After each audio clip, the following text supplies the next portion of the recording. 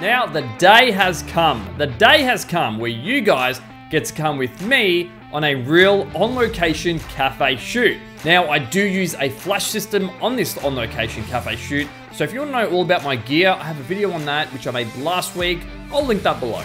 And if you guys hang around to the end, I'm going to show you how I take my interior shots for cafes. So, are you ready? Let's go. What is up, guys? Welcome back to the Raw Factory. My name is Jacob and the goal of this channel is to help you become a better food and product photographer. First up, when I walk into a cafe, I usually grab a coffee, and most times it's on the house. Now what happens after I grab a coffee? I'm going to hand it over to Jacob from the past to tell you. All right, so we're just going to go upstairs and have a quick meeting. We're going to talk about the shot list, what's going to come out, what needs to get shot, and then, yeah, go from there. So,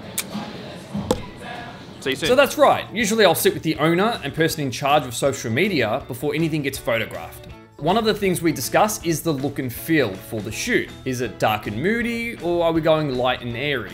Then we discuss the food items. I want to know, where can I get creative with these shots? It's all about the creativity. It is all about the creativity. Are there any opportunities for pour shots, melting cheese shots, oozing shots, splashing of drinks? You get the point, right? Now, it is important that you guys relay any decisions made in that conversation with the head chef. The head chef is the one who will be preparing the food and drinks, so you guys need to make sure you're all on the same page. It also helps so the head chef understands that he or she needs to be given notice to you prior to bringing any food that comes out that's melting or that needs to be shot really, really quickly as it's served. So that is the best way to get the message across, where the communication between you and the head chef, you guys want to minimize as much stress as you can in this whole experience of the photo shoot. The head chef does not want to be coming out and saying, hey, this pancake stack with melting ice cream needs to be shot right now, while you're trying to shoot a different subject right now. You're like, hey, well, I can't drop this plate because that's melting. You know, that's when things start to get stressed. You'll get anxious, and that is not what you want. That is not what you want, people. Minimize stress. Talk to the head chef. Yeah, you'll do that for me. You'll do it for you, but you'll do it for me too, you know? Anyway, back to the video. So enough rambling on. It is time for the first shot. Shot one. I have my light facing the left side of the food. It is also at an angle where the flash is spilling onto the background, so it lights up both the burger and the background. And here is the final shot. Not bad, right?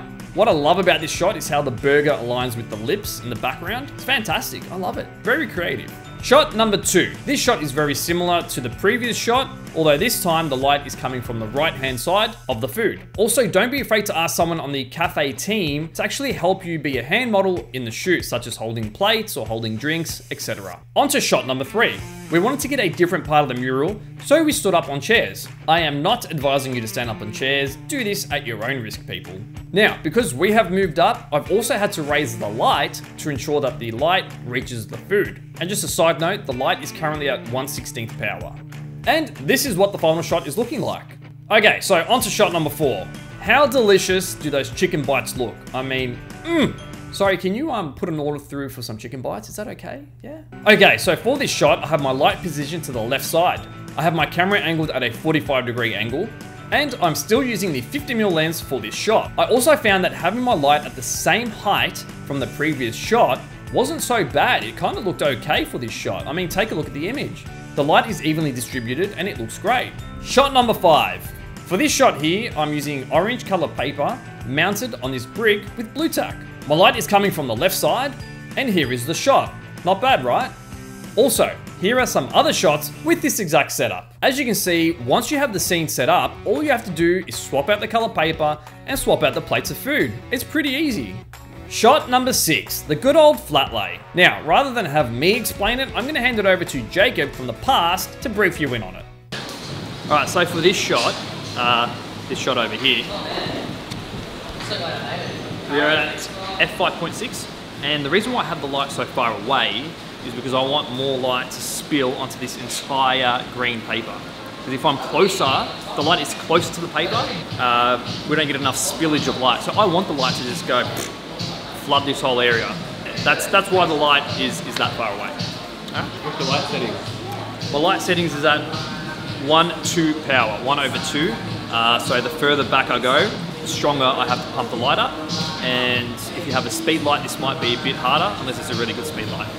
So fantastic. Thank you, Jacob from the past. That was great. If you want to know more about how to shoot this exact shot, I have a video on that, which I'll link below. All right, so now we are on to shot number 7. This is the exact same setup as the previous shot, although this time we are working with multiple plates of food. So I'm going to change my lens over to a 35mm lens. This will help me to get more plates of food into the one shot without having to raise my hands very high up. So how do I set up the plates of food? Well, I kind of don't. I just play around with the composition, adjust as I go, take a shot, see what it looks like, and go from there. Yeah, it's that simple. It's whatever looks good, you know? Now, keep in mind that you don't actually have to use color paper for these shots. You can actually use different surfaces in the cafe for this exact same setup. I mean, check out these shots. See what I mean? Looks great, doesn't it?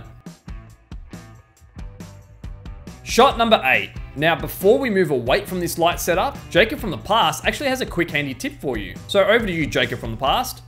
this is a key point. When you are doing flat lays, you want to think about when the light hits the plate, where's that light going to hit? So check out this plate. If I had the bowl like this, the light's going to hit the bun and then this is going to be in the dark, right? So you want to face it that way, so then the light hits the ingredients and gets a bit of shine, and then that's the shadow, and you don't really care about that. All right? Shot number 9, the interior shots. Every cafe wants interior shots. Customers want to envision themselves sitting in the cafe before they even get to the cafe. I mean, bloody weirdos, what's wrong with these guys? What is wrong with them? I mean, I don't do that. I never do that. I actually do that. I don't know why, but back to the interior shots. So I'm using a 35mm lens for these interior shots. It helps me to get more into the one shot. No flash is being used here for these shots. I like to get the ambience of the place.